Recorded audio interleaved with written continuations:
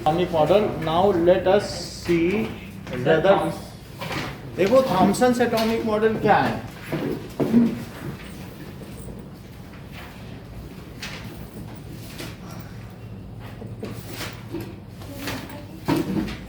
Thompson atomic model है कि atom is positive sphere, ठीक है, in which electrons are discovery of electron था ना। थॉमसन ने जैसे इलेक्ट्रॉन की डिस्कवरी की उन्होंने अपना एटॉमिक मॉडल बता दिया।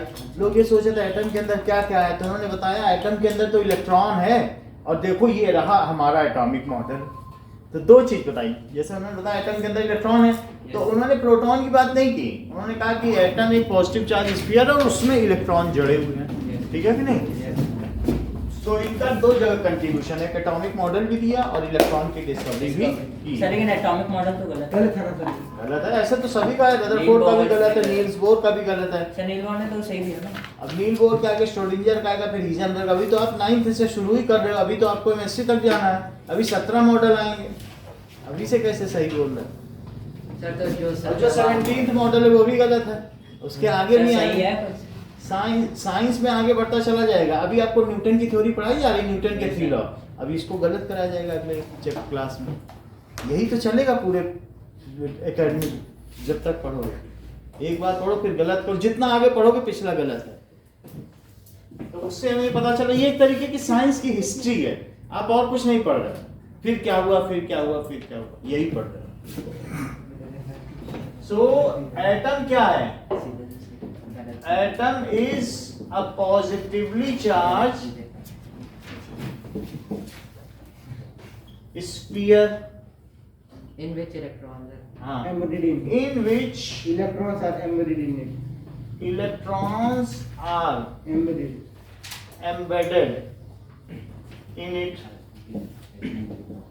जिसमें कि इलेक्ट्रॉन एम्बेडेड है। ये पॉजिटिव चार्ज स्फीयर। कैसे इलेक्ट्रॉन एम्बेडेड है? सर पॉजिटिव नहीं ना, नेगेटिव। हाँ, मतलब टोटल ये जो एटम है वो कैसा है? क्या पॉजिटिवली चार्ज स्फीयर है? टोटल हाँ। ये सर टोटली तो पॉजिटिव चार्ज स्फीयर, और उसमें क्या जड़े हुए हैं? क्या इलेक्ट्रॉन्स हैं? Electrons are embedded in total positive charge. और ये एटम है क्या? ये एटम हो गया ना। और ये क्या हो गया? क्या थॉमसन्स एटॉमिक मॉडल है? Yes sir, of an atom. Atomic लिख दिया तो उसका मतलब है of an atom. So the total negative charges of all electron within an atom is equal to total positive charge of sphere. So atom is electrically neutral as a whole. जब total negative charge total positive charge के equal हो गया तो इसका क्या मतलब है? इसका मतलब है कि एटम का अपना कोई नेट चार्ज नहीं है, टोटल वो माइनस में उतने कूलम्ब हो जाएंगे। एक इलेक्ट्रॉन का चार्ज जानते हो? -1.6 × 10⁻⁻⁹ चार्ज सही है, चार्ज ऑफ वन इलेक्ट्रॉन तो -1.6 × 10⁻⁻19 कूलम्ब। और मान लीजिए इसमें 10 इलेक्ट्रॉन हो गए तो बताओ कितना चार्ज हो गया? 10 × -1 10 से मल्टीप्लाई कर दोगी और फिर उसके बाद उतना ही क्या पॉजिटिव स्फीयर का भी चार्ज होगा। यस। तो अगर इतना निगेटिव है और इतना ही पॉजिटिव स्फीयर का तो दोनों एक साथ रह रहे हैं तो टोटल चार्ज कितना हुआ? 0। सो पहला पोस्टुलेट ये है पहला। और सेकंड इनका एटॉमिक मॉडल का क्या है? ये थॉमसन एटॉमिक मॉडल है कि atom is electrically neutral. Electrically क्यों कहा गया? जैसे कोई चीज है कि किसी के मरने या जीने पे खुश हो या दुख ना हो तो कहते हैं इट इज इमोशनली न्यूट्रल। देखो ये भावनात्मक रूप से उदासीन है, किसी के मृत्यु या किसी के जन्म पर इसको कुछ फर्क ही नहीं पड़ता। उसी तरीके से ये चार्ज के हिसाब से न्यूट्रल है। जैसे अगर किसी बॉडी पे कोई चार्ज ना हो, ये न्यूट्रल है, तो इसके बगल में इलेक्ट्रॉन रख दो तो क्या ये पास आएगा कि दूर जाएगा? कहीं नहीं जाएगा, क्योंकि वो न्यूट्रल है। अगर हाँ, और अगर उस पर कुछ चार्ज होता तो या तो रिपेल होता, सिमिलर होता, और अगर अपोजिट होता तो अट्रैक्ट होता। क्योंकि ये किसी चार्ज के न पास जाता है न दूर जाता है, इसलिए एटम क्या हुआ? Electrically neutral. So atom is electrically neutral as a whole, as total negative charge of all electrons is equal to total positive charge, total positive charge of atom। और इनका मॉडल कैसा कहा गया? His model is stated as plum pudding model। तो उनके model को ये बताया गया कि Seeds in a water। हाँ, जैसे कि प्लम पुडिंग मॉडल, यानी कि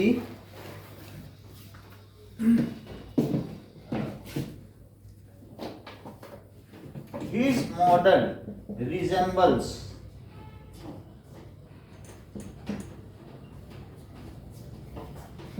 to plum pudding, plum pudding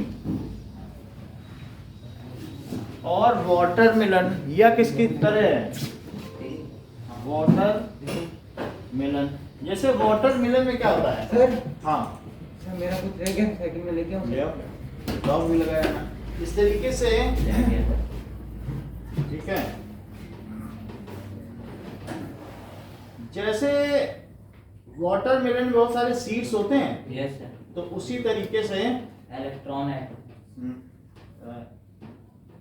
electrons होंगे। That was sir. Okay, now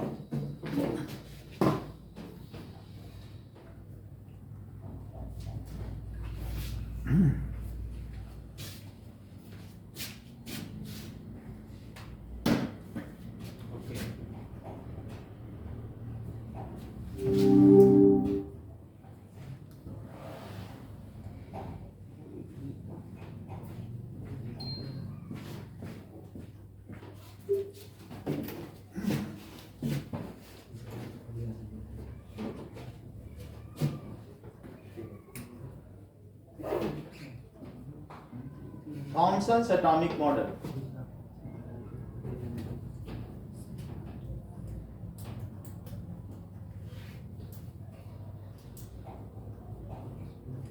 Okay. So let us see Thomson's atomic model किस तरीके के दिखेगा। ये तो टोटल पॉजिटिव चार्ज है जिसमें हम देख रहे हैं। तो टोटल पॉजिटिव चार्ज जो इसका है वो किसके इक्वल है? Negative. Total negative charge of all electrons. और ये भी देखा जा सकता है कि ये दिखने में कैसा होगा। क्या ये बिल्कुल ऐसा होगा जैसे तरबूज में बहुत सारे बीज होते हैं? बोलो। Yes sir. तो सीड्स जगह जगह होते हैं कि नहीं? सो ऐसा होगा। They are at maximum separation, मतलब इलेक्ट्रॉन तो रिपल्सिव है ना, तो ज्यादा दूर रहेंगे तो उनमें कम सेपरेशन होगा। और मैक्सिमम सेपरेशन, दूर दूर, पास पास ना रहे। इलेक्ट्रॉन कैसे रहना चाहिए? दूर। Maximum separation. और मैक्सिमम सेपरेशन के बाद क्या होगा? मैक्सिमम सेपरेशन एंड इनमें मैक्सिमम स्टेबिलिटी। तो क्या मैक्सिमम स्टेबिलिटी भी होगी? दूर दूर रहेंगे तो रिपल्सन कम होगा। और minimum repulsion, maximum separation, minimum repulsion, maximum stability, इस आधार पर ये रहते हैं। तो या फिर ऐसा भी आप समझ सकते हैं जैसे केक नहीं होता क्या? कभी ऐसे प्लम का केक खाया कभी? ये देखो जरा, ऐसा कभी केक कहीं कहीं दिखता भी है, तो उसमें जगह जगह बीच बीच में क्या होते हैं? जेली होती है। तो इसको कहते हैं प्लम पुडिंग। तो प्लम पुडिंग की तरह भी है, या फिर किसकी तरह दिया गया है? वाटरमेलन। समझ में आ गई बात कि नहीं? So it is like this only. तो जैसे इसमें दिखाया जा रहा है कि मॉडल किस तरीके से है, प्लम पुडिंग की तरह है, या फिर और दिखाया गया है कि ये इस तरीके से भी देखा जा सकता है कि ये वाटरमेलन की तरह भी है। So it is like watermelon और प्लम पुडिंग। ओके, अब जरा देखिए, ये तो हो गया कि मॉडल, थॉमसन एटॉमिक मॉडल बताओ। याद तो करोगी तो अभी लिखा। An atom is a positively charged sphere in which electrons are embedded in it. Or atom is electrically neutral. याद नहीं है, कार्तिक बताओ। Atom is positively charged sphere in which electrons are embedded on it. Atom is electrically neutral as a whole number of neutrons is equal to neutron की वही बात, अभी तक neutron की डिस्कवरी Negative नहीं हुई है, अभी सिर्फ इलेक्ट्रॉन की डिस्कवरी हुई। as a total negative charge of all electron is equal to all positive charge. हाँ, total positive charge of atom. Repeat करो. Atom is positively charged sphere in which electrons are embedded in it. Atom is electrically charged sphere, electrically neutral in which as whole number of total number of neutrons. Neutron की discovery नहीं हुई है, अभी Chadwick करेंगे. Sir मैं बोलूं? Sir, atom is a positively charged sphere in which electrons are embedded in it. Atoms are electrically neutral as whole as negative charge. Whole as total negative charge of all electrons are equal to the total positive charge of atom. सही है. Okay, now इतनी बात सही है. बोल दो माई आप भी.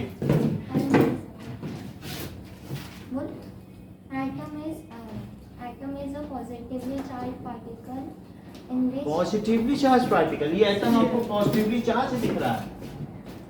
ये कोई atom is positively charge sphere. अच्छा चलो ठीक है, स्फीयर को. atom is positively charged sphere in which electrons are embedded in it. Atom is a positively neutral in which atom is electrically neutral as a total number of negatively charged particles are total number नहीं, total negative charge of one number से न लो, total उनका charge कितना है. total negative charge of all electrons are equal to the total positive charge of atom. चलो, so this is ये Thomson's model of atom. अब जरा हम देखें, इसके बाद देखते हैं Rutherford's alpha particle scattering experiment. जो हम केमिस्ट्री पढ़ रहे हैं, केमिस्ट्री दो भागों में विभाजित है. एक रदरफोर्ड के मॉडल, इसके बाद रदरफोर्ड ने एक्सपेरिमेंट किया. रदरफोर्ड के एक्सपेरिमेंट से पहले की केमिस्ट्री और रदरफोर्ड के एक्सपेरिमेंट से बाद की, इनके इस एक्सपेरिमेंट से ऐसा क्या हो गया कि केमिस्ट्री ही बदल गई. तो इतना है. और रदरफोर्ड के कितने शिष्य थे? 20. और उनमें से 19 शिष्यों ने नोबेल प्राइज पा लिया. कितने जीनियस गुरु रहे होंगे. The discovery of nucleus. हाँ, तो आप ये देख लीजिए कि रदरफोर्ड्स अल्फा पार्टिकल्स एक्सपेरिमेंट.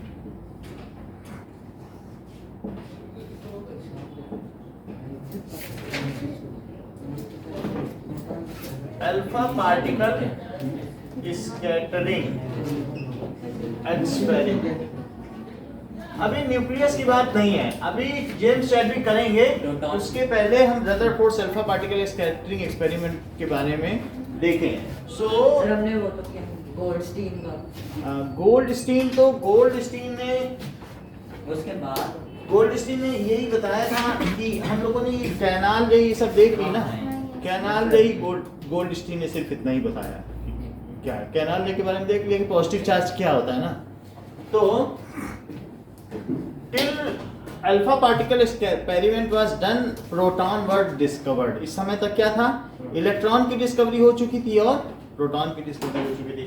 तो इन्होंने देखा, डू यू नो दैट जो भी कोई भी एटम होगा तो उस एटम में क्या होगा कि एक इन्होंने सबसे पहले यूरेनियम लिया एक बॉक्स में. yes sir. इस बॉक्स में छेद है और इसमें क्या रख दिया इन्होंने? यूरेनियम रख दिया. क्या? Sir, tin box. हाँ, यूरेनियम. और फिर whole. और लेड है, लेड का है. पीवी को क्या कहते हैं? लेड. जैसे कि हमने आपको दिखाया भी था, सर आपने वीडियो दिखाया था. वीडियो भी दिखाया था. और लेड का बॉक्स है, ये है लेड. सर उसमें रेडियो एक्टिव आपको दिखाया था कि नहीं? ये बहुत सॉफ्ट मेटल है, इसको अगर आप मोड़ोगे तो मुड़ भी जाएगा. तो दिस इज लेड. देखो इसको बहुत हल्का सा मोड़ के देखो, मुड़ जाता है क्या? फिर सीधा कर देना, थोड़ा सा मोड़िए फिर सीधा कर दीजिएगा. हाँ हो जाता. तो इट इज वेरी सॉफ्ट, ये सिक्का नहीं है. ऐसे ही. और अगर मैं इसको आग के ऊपर रखूं तो टप टप गिरने लगेगा क्या? बोलो. Yes, sir. तो ये it is such a metal. भाई आपको मैंने दिखाया ना, ये लेड मेटल है. और अगर मैं इसको आग में लगा दूं then what will happen? Sir लगा दो क्या? हाँ, सर पिघल जाता है. पूरा पिघल जाएगा. है ना? तो ये देखिए मीटर या टर्म होगा, पकड़ना पड़ेगा।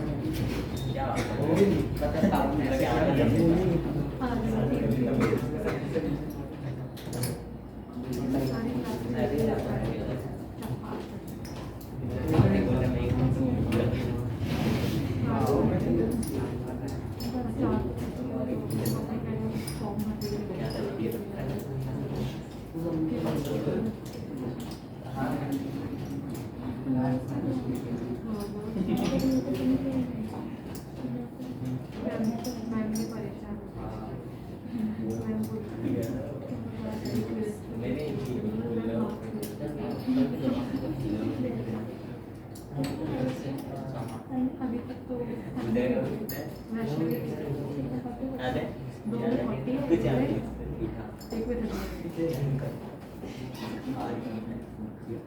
और इतनी एक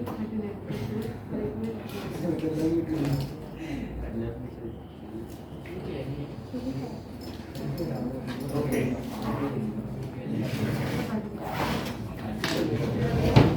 सबसे पहले तो लाइटर होना चाहिए, लाइटर होगा तो पढ़ने में। तो माचिस सर कांटेक्ट से अच्छा हो गया। ये जलेगा तो ही होगा।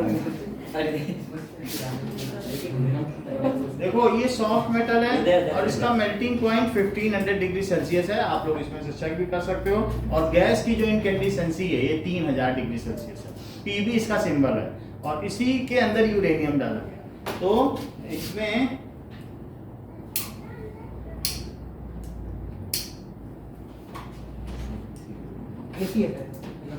सर ये ऑफ करते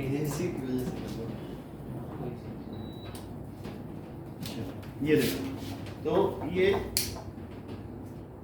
हमने इसको गर्म किया है। क्या लगता है इतने से ये जल जाएगा या पिघल जाएगा? थोड़ा ज्यादा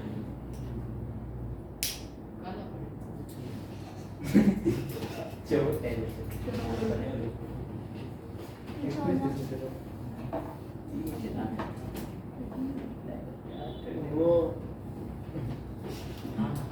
एक ड्रॉप तो गिर ही जाएगा।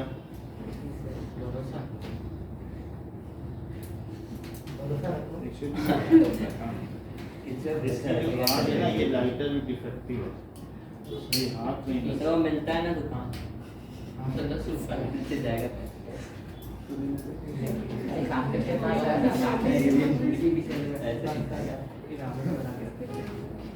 नहीं, ये भी डिफेक्टिव है बट ये हो सकता है। सर ये नकली है क्या? नहीं ये टूट गया आगे से। ये देखो कैसे ठीक है। तो बट ये पिघल जाता है। इसको हम लोगों ने करके देखा है, ये लाइटर सही नहीं है। ये डिफेक्टिव लाइटर है। सर लीड के और भी उसमें लेयर होंगे ना, आगे जैसे जाएगा एक और सर्कल बना होगा उसमें। किसमें? सर ये जो आप ड्राइंग कर रहे हैं लेड, देखो लेड के कंपार्टमेंट पे हमने क्या रख दिया? यूरेनियम रख दिया। हाँ, या रेडियोएक्टिव। ये रेडियोएक्टिव, रेडियोएक्टिव का मतलब क्या होता है? सर वो एटमॉस्फेयर में रिएक्ट करेगा। सर वो अल्फा बीटा पार्टिकल्स बाहर छोड़ देते हैं गामा। तो ये तो सही बताना है, अल्फा बीटा पार्टिकल छोड़ देता है। React- तो एक ऐसा हमने इसके अंदर मटेरियल रखा है यूरेनियम जो कि काफी खतरनाक है। उसमें से कौन से रेडिएशंस निकलते हैं? Alpha beta particles. और ये गामा, इन्होंने एक और एडिशनल जानकारी दी थी कि गामा रेडिएशंस भी निकलते हैं। What does it mean bye radioactive element? और इसमें से क्या निकल रहा है? तो इसमें से ये अनस्टेबल एटम है। यूरेनियम कैसा एटम है बताओ? Unstable atom. और किसी भी एटम के सेंटर में क्या होता है? क्या प्रोटॉन और neutron? Yes sir. Proton positive होते हैं, न्यूट्रॉन न्यूट्रल होते हैं। और उस एटम में ये प्लस है और ये न्यूट्रॉन है, प्लस है और न्यूट्रॉन है, ऐसे रहते हैं। ऐसा यूरेनियम में भी। तो यूरेनियम में 92 प्रोटॉन है। कितने प्रोटॉन है बताओ? 92 प्रोटॉन है। और क्या 145 न्यूट्रॉन? Yes sir. अगर इसके सेंटर में 92 प्रोटॉन है तो इसके चारों तरफ जो चक्कर लगाने होंगे वो कितने इलेक्ट्रॉन होंगे? 92 इलेक्ट्रॉन होंगे। तो पहली ऑर्बिट में 2, दूसरे में 8, तीसरे में 18 और चौथे में कितने होंगे? 32 और फिर इसके आगे धीरे धीरे फिर घटने लगेंगे 18 और फिर ऐसे ऐसे करके आगे सर 64 अच्छा 64 अभी तक कितने हो गए? टोटल 26 हो।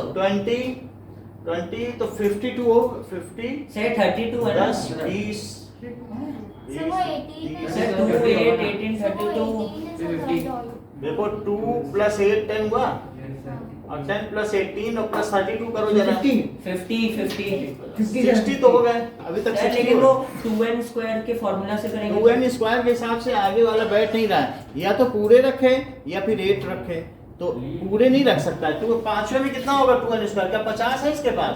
टोटल तो 92 ही होने चाहिए और 60 अभी तक खर्च कर चुका है। 60 तो हो गए ना। 2 1 स्क्वायर 2 2 स्क्वायर 2 3 स्क्वायर 2 4 स्क्वायर कर दिया। अब अगले में 50 रख सकता है क्या? नहीं रख सकता। तो अब ये कितना होगा बताओ यहाँ पर? सर थोड़े से रहेगा 50। तो अब इसके पास कितने बच रहे हैं? इसके 92 पास बच रहे हैं टोटल। अब 32 और चाहिए ना 92 हाँ, बनाने के लिए। हाँ। तो 32 में क्या करेगा कि 1 2 3 4 सर 14 18 नहीं होगा फिर कितना हो जाएगा? 32 ही रख रहा है। तो तभी तो बाकी और जो भी होंगे ऐसे रखेगा। 7 तक जाएगा ये 7th वाले पीरियड में 7 शेल स्क्यू। ठीक है 7 शेल का ही लाइन है नीचे वाला। तो ये जो नीचे की लाइन है वो 7 लिखा है कि नहीं उसमें?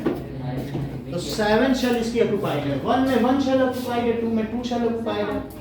अभी आप यहाँ 150 देख रहे हो तो वहाँ 7 लिखा है यूरेनियम वाले में, नीचे 90 सर ये वाले 7 है, ये वाले नीचे 7 वाला ये 7 लिखा है। सबसे नीचे वो वाला। वही चीज है, वो जो खाली जगह है उस खाली जगह में इतने भरो छोटे छोटे लिख के। वो 89 to 103 है ना, उसी में तो 92 आ रहा है, लिखा नहीं 89 to 103। हाँ ये तो वहीं पे तो 92 है, ये पूरी लाइन वहां जाएगी छोटे से खांचे में, और ये पूरी ऊपर की लाइन क्या 6 में जाएगी। देखो एरो भी बना है, एक एरो सा नहीं बना ये सर है। है। तो इसलिए इसमें 7 इसकी शेल्स हुई। यूरेनियम में कितनी शेल्स ऑक्युपाइड है बताओ? 1 2 3 4 5 6 और एक और आएगी जो बच जाएंगे वो यहाँ पे होगी। तो ये हाईली अनस्टेबल है। और इसके सेंटर से क्या चीज रिलीज होती रहती है? रेडियो अल्फा पार्टिकल्स और बीटा पार्टिकल, गामा एनर्जी का पैकेट है, गामा रेडिएशन है एनर्जी का पैकेट। तो इसमें से अल्फा पार्टिकल अगर रिलीज होगा तो क्या रिलीज होगा? क्या 2 प्रोटॉन और 2 न्यूट्रॉन का ग्रुप रिलीज होगा? बोलो। और क्या यही हीलियम का एटम भी है? हीलियम हाँ हीलियम के सेंटर में 2 प्रोटॉन होते हैं।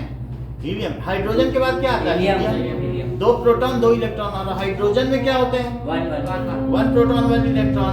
तो हाइड्रोजन फिर हीलियम फिर लिथियम में 3 हो जाएंगे। लाइन से चलो, हाइड्रोजन हीलियम ली हा ही ली बे बक नॉफ मीना मगालसी पीएस कलर के का स्कैटी विक्रम ना पे कोली पूजन 30 तक पहुंच जाएगी। है बात कि नहीं? हा ही ली बे बक नॉफ मीना मगालसी हमने आपको पहले सिखाया, ये करवाया कि नहीं? आपको नहीं करवाया? सर जैसे मुझे आता है आते सर हैं। ऐसे भी याद कर सकते हैं ठीक है। तो अब ये देखो इस यूरेनियम के अंदर से क्या निकला बताओ अपने आप? भाई ये तो कह रहे हैं हम 92 प्रोटॉन एक साथ नहीं रहेंगे, हमारे अंदर तो बड़ा रिपल्शन है। हीलियम निकला 92 कैसे रहे?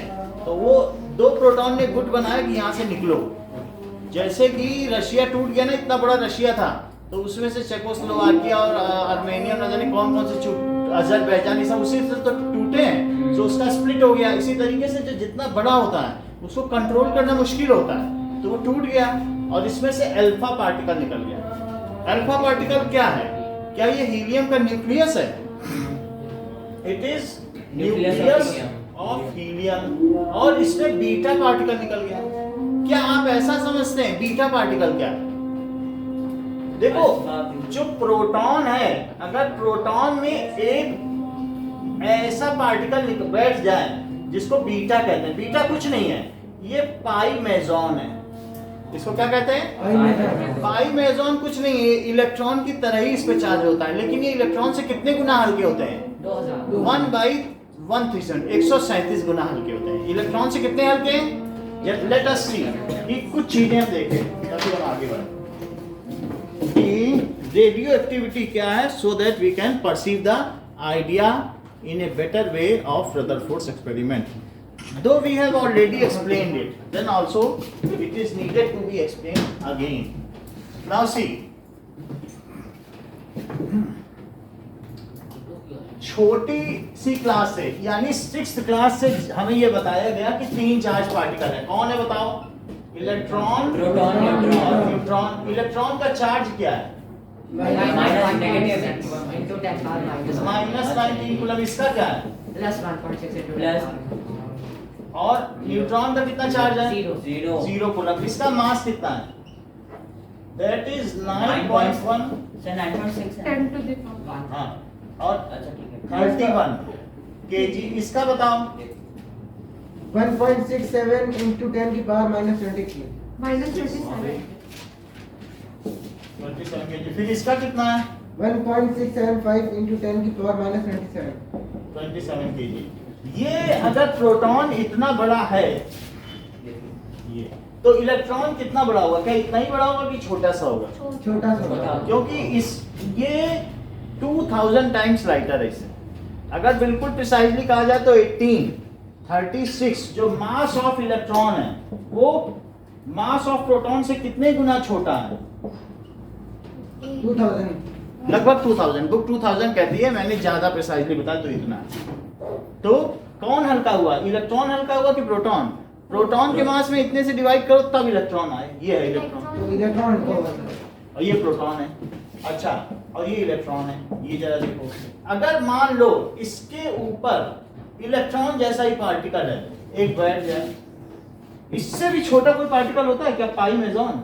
यस सर वास्तव में इसे इलेक्ट्रॉन ही मानो, ज्यादा मत सोचो। क्या मानो? इलेक्ट्रॉन। अगर एक इलेक्ट्रॉन बैठ जाए इसके ऊपर, तो इलेक्ट्रॉन बैठ जाए तो क्या ये न्यूट्रल हो जाए? और अब ये न्यूट्रॉन बन गया भाई, जितना प्लस पॉजिटिव चार्ज उतना निगेटिव, तो क्या ये न्यूट्रॉन हो गया? यस सर ये चीज हो गई। यानी ये इस पे बैठता रहता है। आपको शुरू से ही ये बात बहुत बॉदर कर रही है, छोटी क्लास से ही, कि एक एटम के सेंटर में प्रोटॉन होता है कि नहीं? जैसे हीलियम का ही ले लो, तो हीलियम में 2 प्रोटॉन हैं और 2 न्यूट्रॉन। तो आपको ये बताया गया है कि प्रोटॉन और प्रोटॉन आपस में क्या करते हैं? क्या रिपेल करते हैं?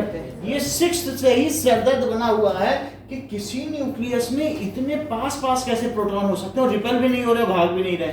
आपको जब भी मैं देख रहा हूं कि किसी भी एटम के बारे में, न्यूक्लियस के बारे में बताया जाता है, तो आपके फोरहेड पे फ्राउंस, जो शिकन है, माथे पर शिकन, वो साफ दिखाई पड़ती है कि न्यूक्लियस की बात कर रहे हैं। जब मैं कहता हूं 92 प्रोटॉन और कोई उन्हें रोकने वाला नहीं है, तो पाई मेजॉन्स, तो पाई मेजॉन्स उसमें बैठते रहते हैं। आपने आगे का पढ़ रखा है क्योंकि नेट सबके यहाँ, इसलिए आप बता रहे हैं। लेकिन जिन्होंने नहीं पढ़ा है उनकी तो हालत देखिए कि आप ये देखिए कि प्रोटॉन है, न्यूट्रॉन तो न्यूट्रल है, और इन प्रोटॉन को यहाँ कौन रोकने वाला है?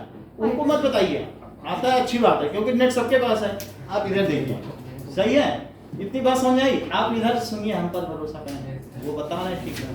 इतनी बात समझ आई? तो इनको कौन रोकेगा? जैसा कि हमने बताया, pi. So pi mesons are there to hold it. तो किसी हीलियम के सेंटर में कितने प्रोटॉन होते हैं? ये आप बताइए। 2 होते हैं कि 4? 2 होते हैं सर सर किसमें लो, इन्होंने 4 बता दिया। सर किसमें? अच्छा, अभी तक सबको पता है 2 हैं, लेकिन कार्तिक 4 क्यों बता रहे हैं? इसका रीजन फिर वो पाई मेजॉन्स बैठ जाते हैं लो, इन्होंने बता दी, पूरी बात कर दी। Now it is very less to tell. जब आप लोगों को पहले से ही पता है सब कुछ, तो अब हमें भी थोड़ा बता देने दीजिए कि वास्तव में हीलियम के सेंटर में 2 प्रोटॉन है और आपको मालूम है कि 2 इलेक्ट्रॉन घूम रहे हैं। सबसे सिंपल है कि नहीं? हाइड्रोजन में 1 प्रोटॉन 1 इलेक्ट्रॉन घूम रहा है, और उसका अगला हीलियम है, H के बाद He, 2 प्रोटॉन 2 घूम रहे हैं। लेकिन 2 नहीं है इसके सेंटर में। जो हीलियम है इसके सेंटर में कितने प्रोटॉन है? 4 प्रोटॉन है। और इनके ऊपर कौन बैठ जाता है?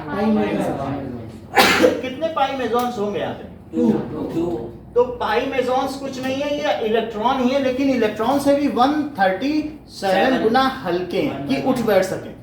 हल्के लोग उठ सकते हैं। तो अगर ये जिस पे बैठ जाएंगे तो क्या वो न्यूट्रॉन बन गया? अच्छा, तो ये दोनों न्यूट्रॉन बन गए, क्या ये भागने लगे? Yes sir. तो फिर अगर ये भागने लगे तो क्या ये इस पे आके ही बैठ गया? ये इस पे आके बैठ गया, तो फिर वो भागने लगे क्या? जब इस पे बैठेगा तो ये न्यूट्रॉन। पावर 8 की लो, इन्होंने बता भी दिया कि कितने टाइम से भागता है। तो पर सेकंड 1 सेकंड में 10 to the power 8, 10 to the power 6 तो 10 लाख होता है। 10⁻7 1 करोड़ 10 करोड़ बार उठता भागता, 1 सेकंड में। 1 सेकंड होता कितना है, उतने देर में इतनी बार आता, भागने नहीं देता किसी को। और ये कभी ना कभी इसको न्यूट्रॉन बना देगा, कभी इसको। यानी वास्तव में ये सिर्फ प्रोटॉन ही है, और उनके ऊपर उठ बैठ कौन रहा है, पाई मेजॉन, जिनको कि आपने अभी थोड़ी देर पहले बीटा पार्टिकल, अभी आप ही ने कहा कि नहीं, रेडियो एक्टिव सब्सटेंस से क्या निकलते हैं, अल्फा पार्टिकल, बीटा। मान लीजिए इस यूरेनियम में से क्या निकल आया, एक अल्फा पार्टिकल निकला है, क्या निकला होगा, यानी अल्फा पार्टिकल में 2 प्रोटॉन और 2 न्यूट्रॉन। जब भी मैं 2 प्रोटॉन और 2 न्यूट्रॉन कहूं तो ये सदैव समझा जाए कि इट इज 4 प्रोटॉन एंड 2 पाई मेजॉन, क्योंकि उन्हें घूमना फिरना है, तो किसी को भी वो बना देंगे न्यूट्रॉन। समझ में आई बात की नहीं? So this is 2 proton and 2 neutron निकल गए, ये अल्फा पार्टिकल है। अल्फा पार्टिकल क्या है? Nucleus of helium. Correct, it is nucleus of helium, क्योंकि इलेक्ट्रॉन नहीं है ना इसके चारों, तो it is nucleus of helium. Beta particle क्या है? पाई मेजॉन। सो अल्फा निकला, तो फिर बीटा पार्टिकल की भी अब जरूरत नहीं रह गई, पीछे से एक बीटा भी निकल गया। अब एनर्जी भी उसकी कम हो गई, उसमें से एक एनर्जी निकली, वो एनर्जी को ऐसे दिखाया जाएगा, एनर्जी, तो उसको क्या कहेंगे, गामा रेडिएशन। अगर उसमें से सेंटर से बहुत सारे प्रोटॉन निकलते जाएं तो क्या अल्टीमेटली वो एक स्टेबल न्यूक्लियस बन जाएगा?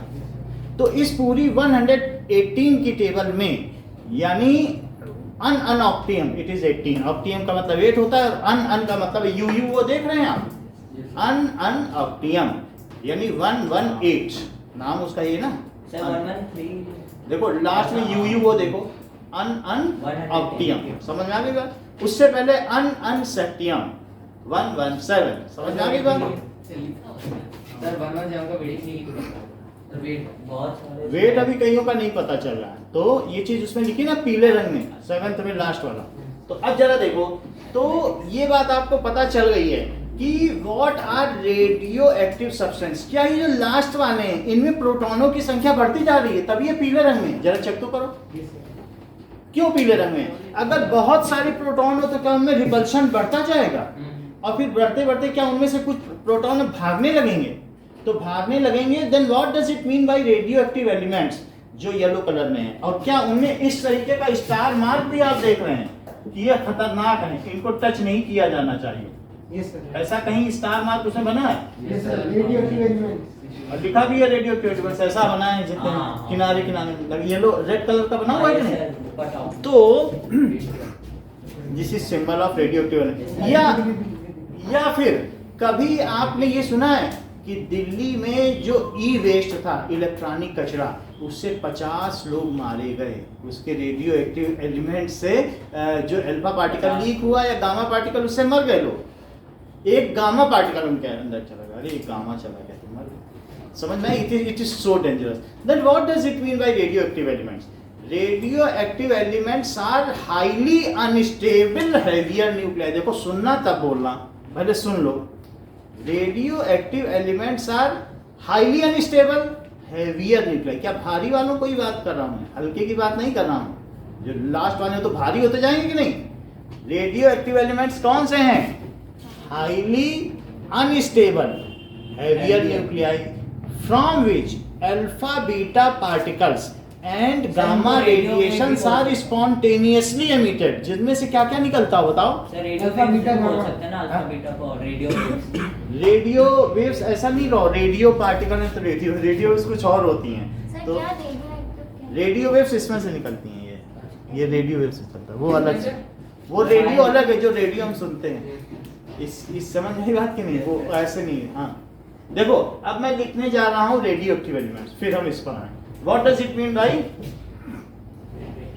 Radio active elements? Active elements? Radio active elements are, these are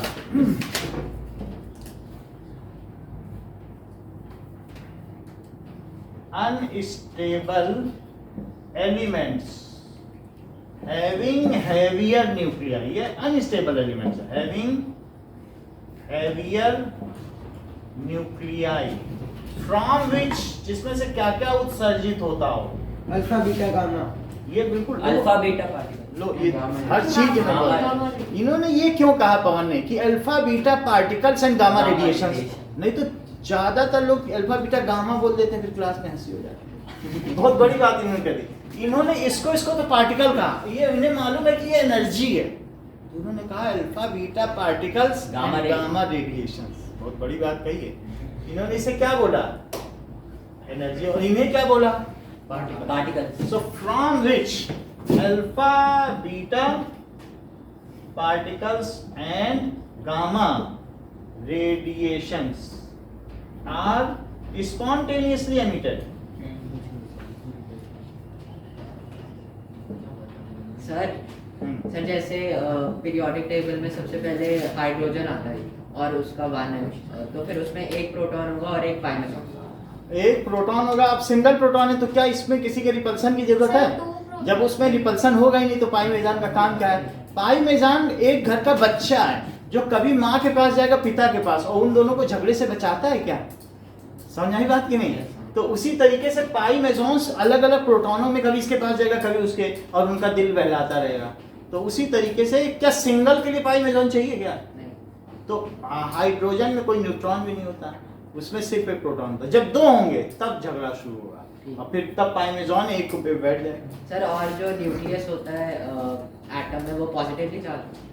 हाँ, न्यूक्लियस पॉजिटिवली चार्ज है, जो इलेक्ट्रॉन है वो निगेटिव है, और जो total positive charge of nucleus है क्या वो टोटल इलेक्ट्रॉन के चार्ज के बराबर है? चल अब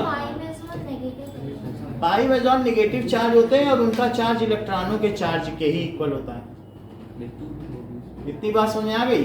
फिर भी आप हमारी बात सुने, रावल की बात पे ध्यान न दें, चाहे इन्होंने जितना नेट पढ़ रहा है। अरे सर वो समझ नहीं आता, वो पूछ रहा था। अरे बात हमसे पूछ लो। कैसे वो सॉल्यूशन हैं? सॉल्यूशन आ स्पॉन्टेनियसली, जिसमें से स्वतः से उत्सर्जित होते हों। रेडियोधर्मी पदार्थ वे पदार्थ कहलाते हैं जिसमें अल्फा बीटा कण तथा गामा उत्सर्जन स्वतः से उत्सर्जित होते हों। समझ में आ गई बात? स्पॉन्टेनियसली, अपने आप, कोई कुछ नहीं कर रहा है, अपने आप निकल रहा है। एंड दिस, ये इस फिनोमिना को क्या कहते हैं? क्या radio activity? Yes sir. And this phenomena is called radio activity. चलिए इन रेडियो वेव्स भी बोल सकते हैं सर। अरे अभी फिर उसमें बहुत ज्यादा बताना पड़ेगा, अभी छोड़ दो उस टर्म को। Is called radio activity. इसी चीज इतनी बात समझाएंगे, कल बता देंगे आपको रेडियो वेव्स क्या होते हैं, ये बाकी चीजें क्या होती हैं। इतनी बात हो गई। अब हम आते हैं इनके एक्सपेरिमेंट में। तो इनके एक्सपेरिमेंट में क्या हुआ, लेट अस सी। सो ये एक्सपेरिमेंट क्या हुआ? क्या रदरफोर्ड ने ये जो एक्सपेरिमेंट किया था, ये थॉमसन के एक्सपेरिमेंट को वेरीफाई या प्रूफ करने के लिए किया था, और ये उसको ही डिफाई कर बैठे। तो ये एक इंटरेस्टिंग एक्सपेरिमेंट है कि जिसको सही साबित करने के लिए प्रूफ किया गया उसी को झुठला दिया गया। सर जैसे रॉकेट ने पेपर से। हाँ, तो अब देखो इस एक्सपेरिमेंट में क्या किया गया कि किसी को यूरेनियम जैसे खतरनाक रेडियो एक्टिव सब्सटेंस के रेडिएशंस ना मिले, इसलिए इसमें छोटा सा छेद किया गया। तो जो भी अल्फा बीटा पार्टिकल्स निकलेगा क्या यहीं से निकलेगा? और ये यूरेनियम है, ये यूरेनियम है, और ये लेड का बर्तन है, लेड का कंपार्टमेंट है। क्या लेड एक अच्छा एब्जॉर्बर है अल्फा बीटा पार्टिकल्स में? तो लेड एक अच्छा एब्जॉर्बर है, वो खुद भी हैवी मेटल। आपने उठा के देखा वो कितना भारी सिक्का है, अगर 10 सिक्के उठा लो तो कितना भारी हो जाए अपने आप में। ये पैकेट ही कितना भारी हो जाएगा कि नहीं? So heavy. तो यहाँ पे इसमें से निकल रहा है अल्फा पार्टिकल। अब जरा चेक करो, तो अल्फा पार्टिकल निकल रहा है, तो इसके आगे फिर से एक लेड का एब्जॉर्बर लगाया है क्या? और से उसके आगे अब फिर ये जिससे कि मान लो यहाँ से फिर बिखर जाए, तो फिर बिखरने के बाद ये इसको हाईली कॉलीमेट करने के लिए, क्योंकि बिल्कुल एक ही जगह से निकले, बिखरे ना, मान लो यहाँ से फिर बिखरने की चांस है ना इसके, तो एक और हमने लेड की डिस्क लगा दी कि अब फिर इसी से निकले। और इसके निकलने के बाद ये जो स्क्रीन है किसकी है? अब आप बताइए, हम क्या बताएं? इलेक्ट्रॉन। ये सही बता दिया। कैसे इन्हें पता कि जिंक सल्फाइड की है? क्योंकि हर चीज जो ब्लैक कलर का टीवी मॉनिटर हो, ये जैसे इनको या तो ये भी पता होगा जिंक सल्फाइड, मोबाइल सबके हाथ में है, तभी तो बता सके।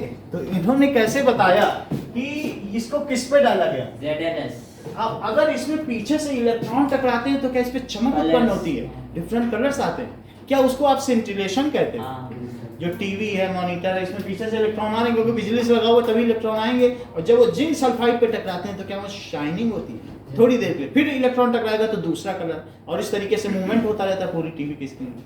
तो ये इन्होंने इसको किस पे टक्कर मारी, जिंक सल्फाइड। जिंक सल्फाइड की स्क्रीन पे टक्कर मार दी।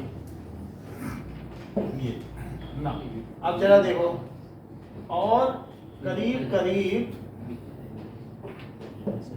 तो ऐसे इस पे टक्कर मारी गई, ये इसमें से पार्टिकल निकल रहा है, और बीच में क्या एक ऐसा प्लेट रख दी गई, गोल्ड फॉइल स्टैंड पे रख दी गई। तो इसमें से जो पार्टिकल निकले, टोटल इन्होंने इस पे बम्बार्डमेंट कराया, एक पार्टिकल 20 मिनट में निकलता था, तो 72 घंटे ये एक्सपेरिमेंट चला। इंतजार करो, 20 मिनट निकलेगा, फिर अल्फा पार्टिकल 20 मिनट में निकलेगा, तुरंत तो नहीं निकलेगा, एक निकलेगा, फिर थोड़ी देर बैठो फिर निकलेगा। तो सारे शिष्य बैठ के रिकॉर्ड कर रहे थे कितने कितने एंगल पर। मान लो ये पार्टिकल निकला और यहाँ आते ही शाइनिंग चमक हुई, वो थोड़ी देर रहेगी, 4-5 सेकंड, फिर चली जाएगी, फिर दूसरा आएगा। तो जहां जहां पे शाइनिंग होती थी वो रिकॉर्ड करते थे कितने एंगल पर, इसके पीछे प्रोटेक्टर लगा रखा, 2 प्रोटेक्टर। तो जितने एंगल पर जाती थी, एंगल तो पता चल ही जाएगा ना, डी जानते हो ना, तो वही। अब मोस्टली जितने भी इसमें पार्टिकल्स गए, तो कितने पार्टिकल्स इसमें सीधे निकल गए ना, 12,000 पार्टिकल मान लो डालेंगे, कितने, 12,000 तो mostly all of them gone straight. क्यों? क्योंकि इससे क्या पता चलता है आपको, ये मालूम है कि प्रोटॉन बड़ा है कि इलेक्ट्रॉन। क्या आप ये भाई आप ये समझो कि इन्होंने क्यों कहा कि एक मटके में एक सरसों का दाना डाल दो, उतना छोटा इलेक्ट्रॉन। अनुराग ये क्यों बोल रहे हैं कि इतना छोटा इलेक्ट्रॉन, क्यों? क्योंकि 2000 गुना छोटा।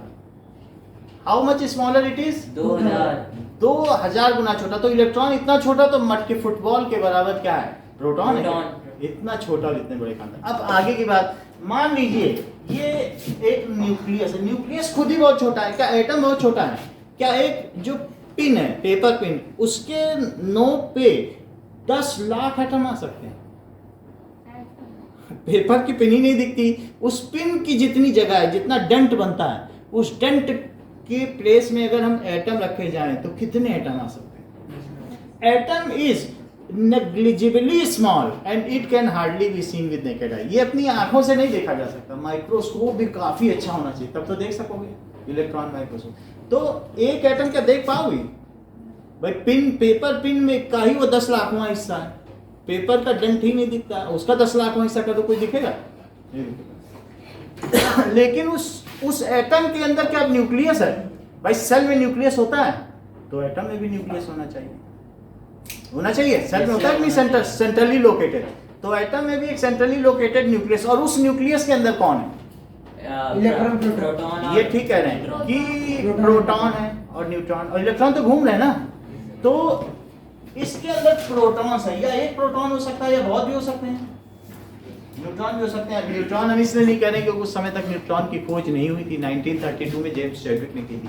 हम 1920 की बात कर रहे हैं, 1919 की, अभी तक नहीं हुई है।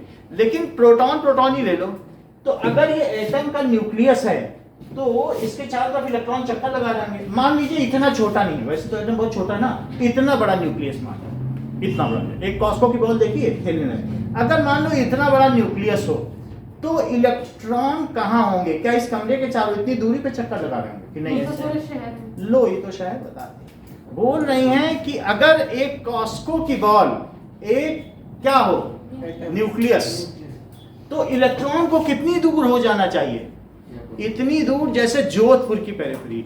यही हमारा सोलर सिस्टम में भी है। अगर सन एक बॉल है तो जो अर्थ है वो जैसे शहर में चक, इतना एम्प्टी स्पेस है हमारे सोलर सिस्टम में, वही यहाँ पर भी। It resembles like solar system, इनका मॉडल। तो इट इज, तो अब ऐसे में मैं उनसे बोल दूं देवांशी हमारी कास्को के बाद जोधपुर में गुम हो गई, जा ढूंढ लाओ, तो ढूंढ पाएंगे? एक दिन में ढूंढ पाएंगे कि पूरी जिंदगी लग जाएगी? अगर इनको छोड़ दिया जाए एटम के अंदर सिर्फ न्यूक्लियस ढूंढो, ये ढूंढ ही नहीं पाएंगे। और अगर आपको 1 मीटर के स्फीयर में छोड़ दिया जाए, अब बोले इसमें न्यूक्लियस ढूंढो, आपके पसीने छूट जाएंगे, वो न्यूक्लियस नहीं मिलेगा। 1 मीटर ले जाए, एक तो जोधपुर में बॉल ढूंढो, या आप सोचो 1 मीटर का अगर इलेक्ट्रॉन चक्कर लगा रहे हैं, अब बोलो वो डेंट ढूंढ लाओ, वो कहाँ है न्यूक्लियस, तो ढूंढ पाओगे?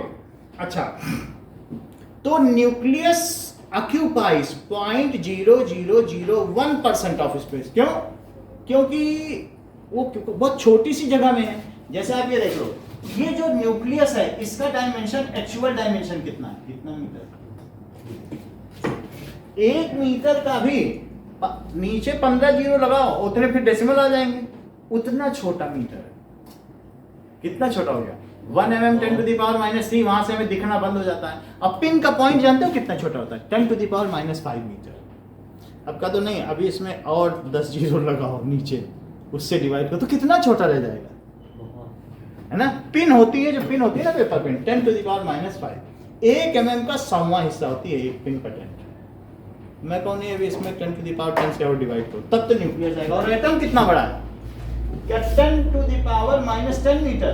तो एटम इससे कितना बड़ा है बताओ? न्यूक्लियस क्या 1 लाख गुना बड़ा है? मल्टीप्लाई करो 10⁵ का, तब आएगा क्या? 10⁵ से मल्टीप्लाई करो तो क्या हो जाएगा बताओ? न्यूक्लियस इतना बड़ा, और इसमें मैं कहूँ नहीं इसका इतने गुना कर दो तो कितना आएगा? क्या तब एटम का साइज आएगा? बोलो। तो क्या मैं ये कहूं कि एटम न्यूक्लियस से 1 लाख गुना बड़ा है? देख लो साइज, देखे ना। अभी रदरफोर्ड अगले पेज पे बताने वाले हैं, हमको बताने की जरूरत नहीं है। तो ये चीजें समझ में आ गई बात? सो इट इज, ये कहना रदरफोर्ड का ठीक है कि most of the space inside atom is empty. जैसे मैं बहुत सारी बॉल जोधपुर पे वर्षा करने लगूं तो कितना चांस है कि एक बॉल उस कॉस्को की बॉल से टकराएगी? बहुत कम। बहुत कम चांस है भाई। जोधपुर में एक ही हमारी बॉल रखी कॉस्को की, अब मैं पूरे जोधपुर में हवा पानी में बॉल फेंके जा रहा हूं तो उससे टकराने के कितने चांस हैं? बोलो, हाँ बोलिए। घर में हो या जहां पर भी एक स्पेस है, इतना स्पेस है, you assume that this is space is Jodhpur and 1 ball is located in Jodhpur. समझ में आई बात की नहीं? हम एटम की बात कर रहे हैं, तो अब उस एटम में मतलब मैं एक एटम के मॉडल को जोधपुर से रिजेंबल कर रहा हूं, तो उसमें सब स्पेस एम्प्टी है। जैसे समझो मैं हवा में एक्सपेरिमेंट कर रहा हूं, अंतरिक्ष में कहीं एक जोधपुर है और वहां पर एक बॉल रखी है, तो हम बहुत सारे बम्बार्डमेंट करें इसमें अल्फा पार्टिकल का, तो कितना चांस है कि हमारे न्यूक्लियस से टकराए? बहुत रेयर, क्योंकि न्यूक्लियस से टकराए तो तब कुछ हो सकता है। अच्छा, अब जरा देखो कि ये ऐसे ऐसे चले गए। एक और भी चीज है, मान लीजिए न्यूक्लियस से टकराने का बहुत कम चांस है, अगर ये यहां से इस तरीके से डिफ्लेक्ट हो गए। मैं एक फुटबॉल फेंक रहा हूं, क्या फुटबॉल एक अल्फा पार्टिकल है? पहले तो ये बताओ अल्फा पार्टिकल के न्यूक्लियस के अंदर होता क्या क्या है? क्या 2 प्रोटॉन होते हैं और 2 न्यूट्रॉन होते हैं? बोलिए, यही तो होता है।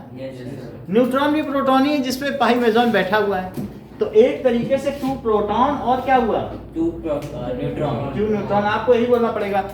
अगर जैसे मान लो कार्तिक ये बोल दें, हो सकता है ये इलेक्ट्रॉन से टकरा के मुड़ गई हो, क्योंकि इसके चारों ओर यूरेनियम में तो 92 इलेक्ट्रॉन भी घूम रहे हैं, तो कितने चांस है कि एक फुटबॉल मारी जाए और सामने एक सरसों का दाना पड़ा हो, सरसों के दाने से टकरा के मुड़ जाए, क्योंकि इलेक्ट्रॉन तो सरसों का दाना है फुटबॉल के सामने। हमने अभी आपको बताया कि नहीं, प्रोटॉन यदि फुटबॉल है तो इलेक्ट्रॉन क्या है? सरसों का दाना, राई का दाना। तो ऐसा हो सकता है क्या कि फुटबॉल राई के दाने से मुड़ जाएगी? अच्छा, नहीं मुड़ सकती। तो और एक और भी बात है, क्योंकि थॉमसन ने कहा था न्यूक्लियस करके ही कुछ है ही नहीं, न्यूक्लियस में कुछ नहीं है। बोलो ये जो तुम्हारी कास्को की बॉल है ना, इसके चिथड़े चिथड़े करके पूरे जोधपुर में फैला दो। उन्होंने बोला न्यूक्लियस है ही नहीं। थोड़ी देर पहले माई ने बोला कि atom is a positively charge sphere, here is no nucleus. Thomson ने ही बोला था कि नहीं? तो जब उसमें कोई न्यूक्लियस है ही नहीं, तो बोलो वो अल्फा पार्टिकल जो इतने फोर्स के साथ आ रहा है, जो आदमी को मार सकता है, वो क्या किसी न्यूक्लियस से टकराएगा? मान लो वो बॉल का जितना भी मास है मैं पूरे जोधपुर में फैला दूं, तो कोई डेंसर प्लेस अब रह गया क्या? कोई एक चीज है उसको तोड़ तोड़ के कतरे कतरे करके फैला दो, तो कुछ डेंसिटी रह गई क्या? अब सिर्फ वो टकरा सकता है तो किससे? क्या वो इलेक्ट्रॉन से टकराएगा? और अगर इलेक्ट्रॉन से टकराएगा तो क्या उस इलेक्ट्रॉन की इतनी हिम्मत है कि इसका रास्ता बदल दे? No sir. और ऐसा भी एक पार्टिकल था 12,000 में एक जो कि मुड़ गया, मुड़ के यहाँ टकराया, यहाँ से एक्सीलरेशन पैदा किया इधर एच पे 179। तो एक इलेक्ट्रॉन में मैं एक राई पे फेंकूं फुटबॉल, अब फुटबॉल वापस आ जाए, तो अगले दिन उन्होंने न्यूज़पेपर में हेडिंग निकाली, सबसे बड़ा फ्रंट अभी भी पढ़ लेना कि रदरफोर्ड के मॉडल के बाद न्यूयॉर्क टाइम्स में क्या हेडिंग निकली थी। It is like he was so shocked that he assumed that कि some 2000 pound missile was bombarded and by hitting a paper sheet of paper it has bounced back। उन्होंने लगा atom में ऐसा क्या है जिसने इसको टक्कर मार दी, क्योंकि सारा प्रोटॉन तो पूरे में फैला हुआ है, प्रोटॉन का कुछ है नहीं। तो मैं अगर एक तरबूज में गोली मारूं और तरबूज में कुछ नहीं, सब तो फैल गया ना, सारा रेड पोर्शन, तो उसे गोली को पार कर जाना चाहिए कि उसके बीच से टकरा के लौटाना चाहिए? पार कर। और ऐसा हो जाए तो कितना धक्का लगेगा। बोलिए ऐसा क्या है इसमें जो वापस आ गई? चलो 2% 3% डिफ्लेक्शन तो चलता था, 180 पे वापस आ गई। बोले नहीं नहीं, ये कुछ डिस्पर्स नहीं, ये सब एम्प्टी स्पेस है और सारा पॉजिटिव चार्ज कहीं ना कहीं कंसंट्रेटेड है and it is confined in such A narrowest portion that it is highly positively charge. उसकी हाई डेंसिटी है। पॉजिटिव चार्ज अगर थोड़े में रख दो तो दूसरा पॉजिटिव चार्ज जाएगा इसके बगल से भी, तो इतना रिपल्सन होगा कि ये मुड़ जाएगा। और हेड टू, एक होता है head to head collision, head on collision, तो लौट जाएगा, बोलेगा अब तुम्हारे पास हम नहीं आ सकते, क्योंकि सेंटर में उसके है ना। तो और यूरेनियम में कितने प्रोटॉन है बताओ? 92। और 92 ये कितने प्रोटॉन लेके आ रहा है? 2। अल्फा पार्टिकल के कितने प्रोटॉन होते हैं? तो 2 प्रोटॉन अगर 92 प्रोटॉन के पास है तो क्या सम्मान के साथ लौट जाएगा? और 2 प्रोटॉन 92 प्रोटॉन के बगल से गुजरेगा तो अपनी शाही सवारी को मोड़ लेगा। बोलो समझ में आई बात कि नहीं? तो इस तरीके से, और अगर पूरे में प्रोटॉन होते हैं तो आराम से वो अंदर चला गया, उसको इधर भी अट्रैक्शन, उधर भी आराम से गुजर जाएगा, उसको कहीं से रिपल्सन ही नहीं लगेगा। भाई तुमको ऊपर से भी मैग्नेट खींचे, नीचे से, बीच में गुजर गया प्रोटॉन के बीच में। मतलब अगर पॉजिटिव चार्ज होता तो पूरा एटम ही पॉजिटिव चार्ज होता, तब तुम्हें कौन रोकने वाला है? सब तरफ से तुम अट्रैक्ट हो रहे हो या रिपेल हो रहे हो, और एक जगह होगा तब तो रिपेल अच्छे से हो पाओगे। तो इन्होंने क्या निष्कर्ष निकाला कि एटम क्या है बताइए? इट इज हाईली कंसंट्रेटेड, उसमें एक न्यूक्लियस होता है और उससे ये क्या होता है, उसकी हाई डेंसिटी है जिसमें 99% मास है। इस चीज को आगे बढ़ाने से पहले हम इसका वीडियो देखते हैं, उसके बाद हम इसे फिर समझते हैं। पहले हम देखें सेटअप क्या है। सर जब अल्फा पार्टिकल यूरेनियम से निकल के वापस डिफ्लेक्ट हो गया 180 डिग्री पे, तो सर वो वापस अंदर चला जाएगा बॉक्स? नहीं, फिर ये वापस नहीं जाएगा। 179 पे वो यहाँ तक इनका था, तो यहाँ सिंक्रिलेशन पैदा करेगा 179.5। तो वो जब सेंट्रीलेशन है तो उसके बाद क्या होगा? उसी से उन्हें पता चला कि कितने कितने पे डिफ्लेक्ट हुए। Mostly passed out straight, few deflected at small angle. Out of 12,000 1 is deflected at 180 degree. सब चीजें पढ़ो। आउट ऑफ ये लिखा है, ये हर चीज लिखी है कि नहीं? अब देखिए नाउ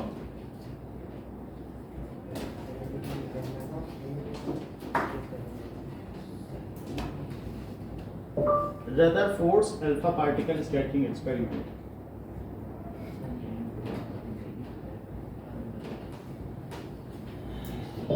Rutherford's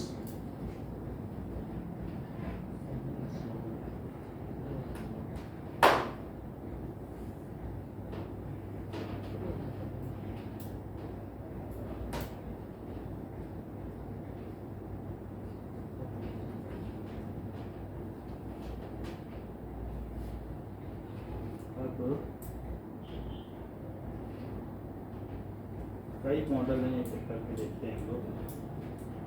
ये पहला है इसको।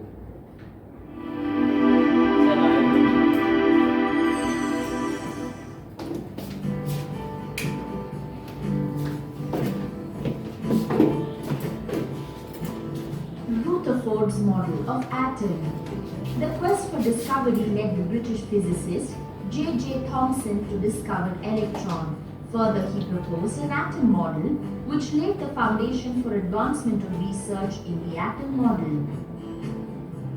Significant research work on the atom model was done by British physicist and chemist Ernst Rutherford.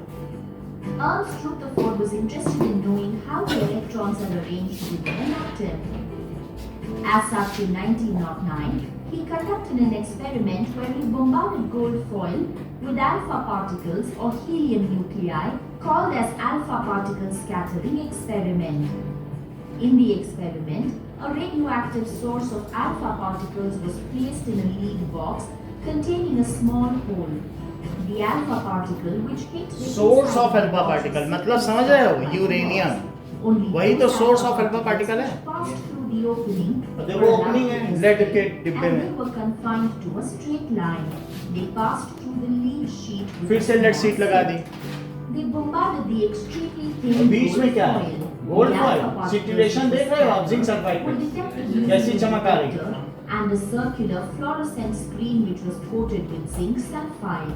As ZNS. such, Rutherford observed that most of the alpha particles passed straight through the foil, implied that most of the space inside the क्योंकि atom atom में is देखो empty. Space empty है। Some alpha particles were deflected by the foil वो- at small angles, indicating That the is interaction tangential of collision. a positively charged ऐसे यहाँ से hydrogen टकरा with जाए, a एक होता है हेड ऑन, एक है tangential. Very few alpha particles bounced back to the source, ये indicating bouncing back that है। all the positive charge was concentrated within a small volume within the atom. Based on these observations, Rutherford put forward the nuclear model of an atom which has the following features. There exists a positively अब charged देखें। center in an atom. इस experiment से उतना नहीं समझ में आया जो हम समझना चाहते, तो लेट अस सी सम अदर एक्सपेरिमेंट कि Electrons revolve जिसमें around हमें the चीजें- पहले आपने center सेकंड and वाला orbit. दिखाया। हाँ तो मैं दूसरा ही दिखा दूंगा। The size of the nucleus is अब very देखो। small as compared to the size of the atom. कुछ और देखो, ये वाला भी देखो,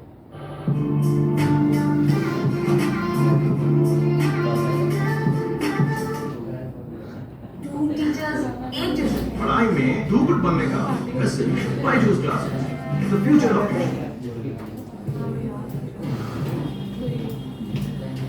नाउ वो लगा इम्प्लांट।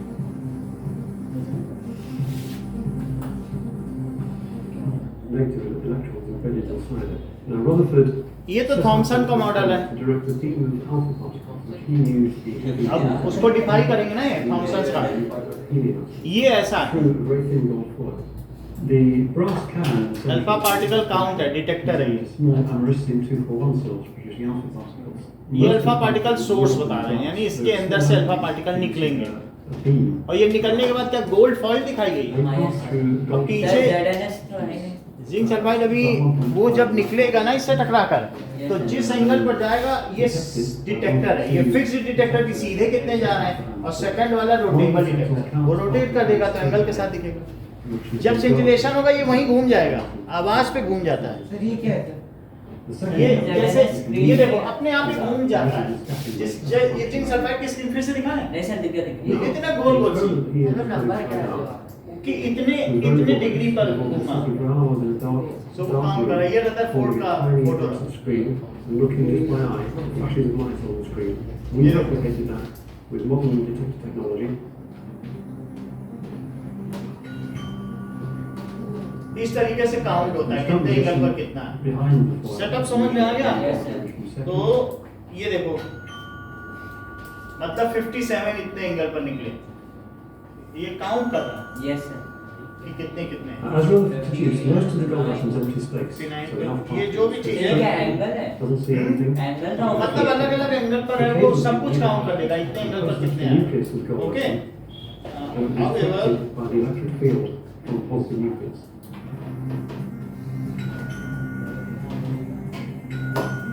ये देखो, ये इससे समझ में आता है इसका जो इसकी मेट्रिक डायग्राम है, दैट इज, और यही मैं बनाने जा भी रहा हूँ। आप लेटेस्ट देखो, अब समझ में आई पूरी बात। क्या दो लेड एब्जॉर्बर हैं, यस ये जिंक सल्फाइड स्क्रीन है, तो अब इसमें म्यूट है, आवाज नहीं आ रही, लेकिन इसको स्लिट्स कहते हैं। अब प्रोसीजर देखो, इसमें से अल्फा पार्टिकल आएगा और ये बहुत बहुत थिन गोल्ड फॉइल है, मतलब 5 एटॉमिक लेयर ठीक है, बस इतनी पतली है, क्योंकि गोल्ड फॉइल एक बुंदा ले लो ना, कान का बुंदा, उससे बास्केटबॉल को कवर किया जा सकता है, ये इतनी हाईली मेलेबल होती है। इसको पीट पीट कर वो चांदी कवर का देखा जो काजू पे लगता है, ऐसे ही गोल्ड को पीटोगे तो एक बूंदे से इतनी बड़ी शीट बनाई जा सकती है कि पूरा बास्केटबॉल ग्राउंड कवर होता है।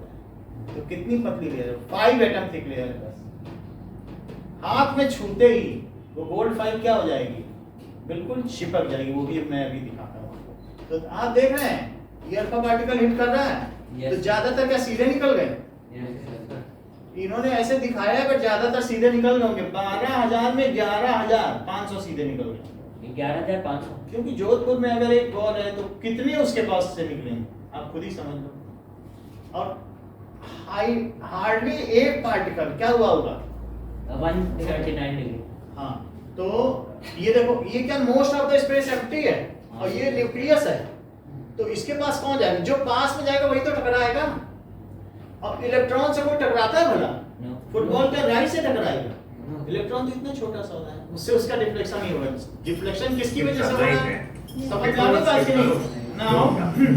नाउ अब जरा देखो, मैं आपको गोल्ड फॉइल दिखा दूं जिससे आपको पता तो चले गोल्ड फॉइल कैसी होती है। गोल्ड फॉइल आप लोगों ने कभी टेस्ट की है? चांदी कवर को तो सबने टेस्ट किया है, काजू। गोल्ड फॉइल का नहीं टेस्ट होता है। लेट अस सी। सर टेस्ट होता भी कहाँ है? ये बहुत अच्छी बात कह रहे हैं, इसका क्या टेस्ट होगा? तो इतना गोल्ड पतला सा होता है।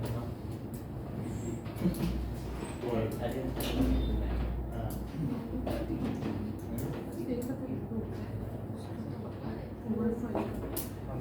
ये देखो, गोल्ड फॉइल और मरकरी, मरकरी में डाल रहे हैं, ये देख लो। गोल्ड जो कि 24 कैरेट गोल्ड एक्चुअली में गोल्ड वर्क मिठाई वगैरह पे लगाने के काम में आता है। और यहाँ पर हमारे पास में है मरकरी। जो गोल्ड होता है वो बहुत ही ज्यादातर चीजों के साथ में, ज्यादातर मेटल्स के साथ में, एसिड्स के साथ में भी रिएक्शन नहीं करता है, लेकिन मरकरी के साथ में रिएक्शन करता है। आज बड़े सवाल देखने वाले हैं, फटाफट से इस वीडियो के लिए नीचे दे लाइक बटन वो दबा दीजिए। शुरू करते हैं।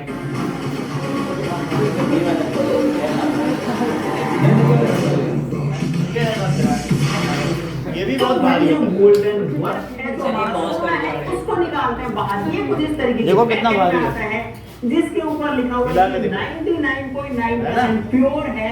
तो भाई इसको भी निकाल लेते हैं। इस पन्नी के अंदर है सोना और यहाँ पर आपके सामने लीफ, इसको हटाते हैं। इसके अंदर है ये पेपर और मैं आपको दिखाता हूँ। और यहाँ पर इस पेपर के नीचे आप लोग देखो, ये है 24 कैरेट गोल्ड जो कि मेरे हाथ पे लग चुका है। वो बहुत ही ज्यादा पतली लेयर है, लेकिन भाई ये असली सोना है। और मुझे नहीं पता कि इसको जो है कौन अपने मिठाई वगैरह पे लगा करके खाते हैं। ये खाने की चीज है एक्चुअली में, शुद्ध शाकाहारी में लिखा हुआ पैकेट पे। लेकिन यार जो भी खाते हैं बड़े ही पैसे वाले लोग हैं। हम जैसे आम आदमियों के लिए ये जो चीज है कभी कभार यूज आ सकती है ना। तो अब जो है एक तो गई। अरे यार मैं तो ध्यान ही नहीं दिया, सोना था मेरे हाथ में तो पहुंच दिया। चलो कोई थोड़ी अमीरों वाली फील ले लेते हैं। तो यहाँ पर एक और हम जो है इस तरीके की फिल्म को रखते हैं इसके अंदर और यहाँ पर डालते हैं इसके ऊपर मरकरी और फिर देखते हैं क्या होता है। इसके अंदर मरकरी जो कि बहुत हैवी होता है। इस ड्रॉपर में मैं ले लेता हूँ। मरकरी जो है ऐसा मेटल है जो कि रूम टेम्परेचर पे लिक्विड होता है। तो इसके ऊपर इसको डालता हूँ। देखो कैसे। और guys did you saw that कि यहाँ पर क्या हुआ? जैसे ही हमने गोल्ड के ऊपर मरकरी को डाला 10 गोल्ड फॉइल डाल जो मरकरी गायब होता जाएगा धीरे-धीरे। और अब इसके अंदर सिर्फ मरकरी देखो बस मरकरी का एक तो एक काम करते हैं फेज भी अंदर चला गया ना, इसमें पहले तो मरकरी डालते हैं। सारा ही डाल लेता हूँ। तो भाई एक बार फिर से 24 कैरेट गोल्ड में लेता हूँ अपने हाथ में। समझ में आएगा कितना पतला होता है। इसमें एक्सपेरिमेंट किया गया है। एंड गाइस आपने देखा कि जैसे ही हम इसके ऊपर इस गोल्ड को डालते हैं गोल्ड तुरंत से गायब हो जाता है। एक बार फिर से यहाँ पर डालूंगा। ओके समझ में आ गई ना। मरकरी के टच में आएगा और आते ही क्या होगा देखियो यहाँ पर है gold. Okay now let us see कि 3 चीजें देखेंगे। क्या क्या? एक तो हम देखेंगे रदरफोर्ड का एक्सपेरिमेंट क्या था। दूसरी चीज क्या देखेंगे? तो ये देखेंगे कि उनके ऑब्जर्वेशन क्या थे। और तीसरा मॉडल, हमें मॉडल ही तो देखना है। Yes sir. मॉडल हमारा मुख्य है, बाकी तो उन्होंने एक्सपेरिमेंट किया तो किया। सो सर गोल्ड फॉइल बैठा है ना। गोल्ड फॉइल अभी दिखाया ना कैसी होती है। तो आपको जानकारी में हो गया गुड कॉइल कैसे होती है ना। सी सर मरकरी को हाथ में ले सकते हैं? मरकरी ये है मरकरी, तो इसको ये देखो, अब इसको काटना पड़ेगा। कोई बात नहीं है, आपको मरकरी से मतलब फैमिलियर नहीं सर होगा। अगर गोल्ड फॉइल पानी में डाले फिर क्या होगा? कुछ नहीं होगा, जैसे चांदी की वर्क है, काजू की बर्फी, पानी में कुछ नहीं होगा। कलर हट जाता है ना? मरकरी में कोई भी चीज डिसॉल्व हो सकती है, बट और कहीं नहीं। ये सर देखो, अगर अंदर चली जाए तो क्या होता है? अब देखो, सर मरकरी तो थर्मोमीटर में भी होता है। देखो मरकरी है, वैसे इसको क्या है ना, ये तो इतना गिर भी गई, कहाँ? जरा सा इसको करो तो गिर ही जाती है। क्या? हाँ। ये हो गया। तो वैसे ये आपके हाथ में नहीं लगेगी, लेकिन फिर भी आप इसको मुंह में मत डालिएगा, क्योंकि अगर एक भी ट्रेस हाथ में लग गया तो फिर मुंह में चला गया तो आदमी की मृत्यु निश्चित। मास्क पहने से नहीं, मास्क से नहीं मतलब, ये उंगली में पहली बार टच ही नहीं होती है। देखो टच करके देखो, टच नहीं होगी, एक भी ट्रेस नहीं आएगा। गीला हुआ ना फिर कुछ नहीं होगा। फिर हाथ में डालने पर क्या होगा? आप टच करके देखो ना, इस लाइन में जैसे कुछ नहीं होता है, आएगा ही नहीं आपके हाथ में ट्रेस। कुछ और आ जाएगा, मरकरी नहीं आएगा, तूने वही सही बोला। कुछ नहीं आएगा। ठीक है, फिर भी सुरक्षा में हम लोग तो करते हैं। अगर गोल्ड की चेन आप फिर भी डालनी करते हैं, धोई देगा। क्या होगा? और कुछ होगा वो लेड आ गया होगा, लेकिन मरकरी नहीं आएगा। सर जब यूरेनियम से अल्फा पार्टिकल्स निकलते हैं ना, तो सीधी मतलब स्ट्रेट लाइन में कैसे निकलते हैं? हाँ? सर वो स्ट्रेट लाइन में निकलते हैं क्या? नहीं, जो चारों तरफ निकलते हैं, बाकी चारों तरफ का लेड एब्जॉर्ब कर लेता है, लेकिन जो सर खिड़की पर है कुछ घूम के भी जा सकते हैं ना? ना, जो उस डायरेक्शन में जाएंगे बस वही जा पाएंगे, घूम के नहीं जाएंगे, टकराएंगे नहीं, रिफ्लेक्शन नहीं होगा, निकलेंगे चारों तरफ, लेकिन एक विंडो है जो इन्हें एक्सेस देगी, जो खुला हुआ है। समझ में आई बात की नहीं? अरे बस कर अब। ऐसे टच कर लो, कोई साइंस के हो कर ले आगे में, तो फिर कभी फिर ये नहीं रहेगा। बाकी बैग में पूछ लो। इसके ऊपर बोल। अब समझ में आ गया लेड कैसा, ये मरकरी कैसा होता है ना, लिक्विड है, लेकिन इसमें डालेंगे तो क्या होगा? सब बीकर सब वो है ना, ये सही कह रहे हैं, इसके थ्रू डालते हैं सर अगर आप तब सही रहेगा। लो पकड़ो जरा।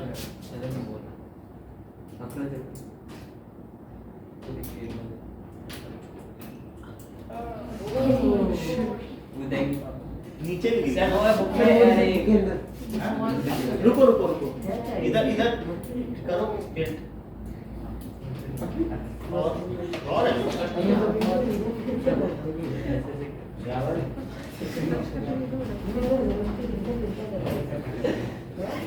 And it is very costly, इतना 600 रुपए का है। तो बस इतना सा।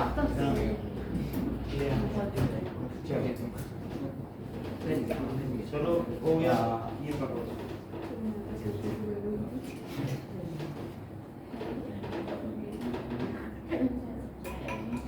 ये बाउंस बैक करके, अब एक ये भी ड्रॉप कर, ये सब निकालो, हाथ में ले ले फिर उसमें। जितना तुम बच लेते उतना ही और फेल इधर बढ़ाओ बस ऐसे, बस उसको वो नहीं करना बस। हाँ, अपने आप ही कुछ नहीं होता है, लेकिन सावधान है ना, डेलिबरेटली नहीं खाना, बाकी तो कुछ नहीं था डालो। रिपल्सिव है ना ये। हाँ, बस अब छोटी छोटी छोड़ दो। सब ले साइड समझ में आ गई बात? सर है तो खाया क्या करेंगे, बुक में तो नहीं है ना? सर है, बुक में कैसे करो? लेकिन ये सारा है। अभी मैं इसको इकट्ठा कर लेता हूँ, थोड़ा ये ड्रॉपलेट और इतना मरकरी एक उसमें होता है, जो हम लोग का थर्मोमीटर है ना उसमें होता है। बस सही है। चलो और ये भर गया पूरा। अब देखिए इसका टैप कहाँ है? सर बल्कि मैं थोड़ा ये रखेंगे। नहा लेना। हाँ? यहाँ पे भी है। वो झाड़ देना कुछ। हाथ ही डालता था पूरा बॉडी आ गया। Now let us see. Light नहीं आ रही क्या? लाइट तो आनी चाहिए। सर एक कर रहा हूँ।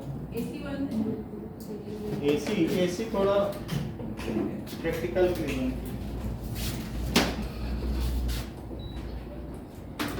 चल नाउ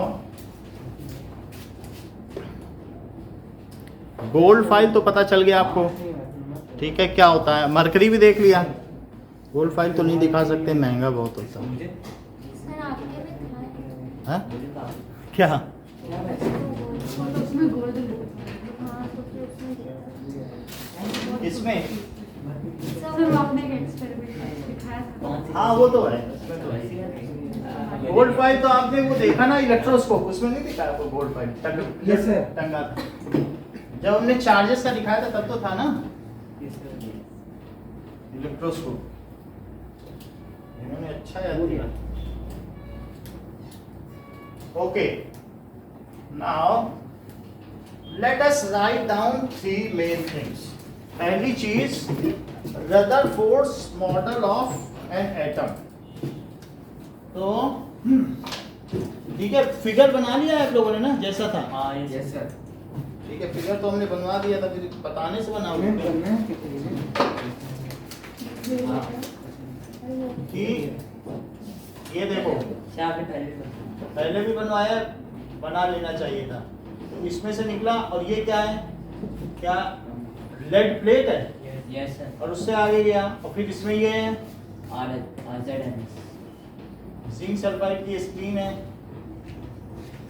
और अंदर गोल्ड फॉइल और इसके अंदर गोल्ड पर यही बनाना है। और फिर ये ऐसे ऐसे, ठीक है।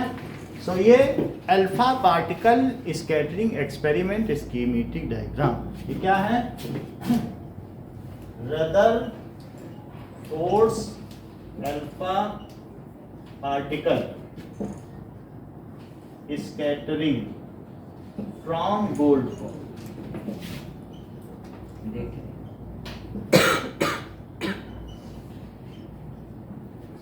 ठीक है, इसकी मीटिंग डायग्राम।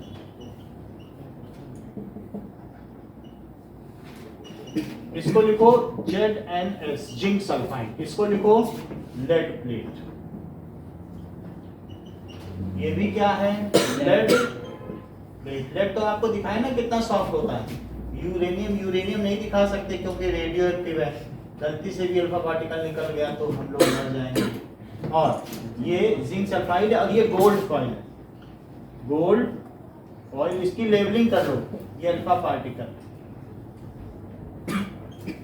ये विंडो है।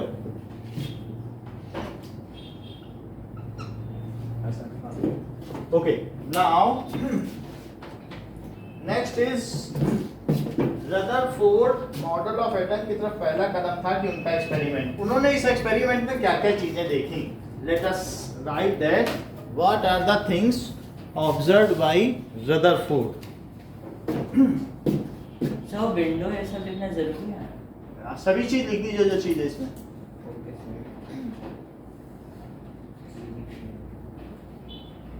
अब देखिए उन्होंने ये दिखाया कि जो डायग्राम हमारी बुक के नेक्स्ट पेज पे वो दिखाया। Let us draw that diagram also कि रदरफोर्ड की फोटो आपके बुक में बनी हुई है और इसमें लिखाया गया है 1871 से 1937 और इसके लिए 1908 में इनको नोबेल प्राइज मिला था, डिस्कवरी ऑफ न्यूक्लियस के लिए 1908 में। अब जरा देखो कि ये जो गोल्ड फाइल है ये कितने एटम थिक बनाई गई। देखो 5 अगले पेज पे देखो, जैसा बुक कहेगी वही हम लिखेंगे। 1 2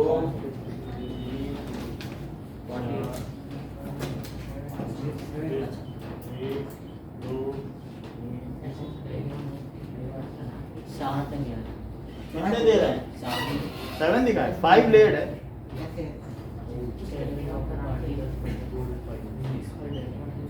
ये देखिए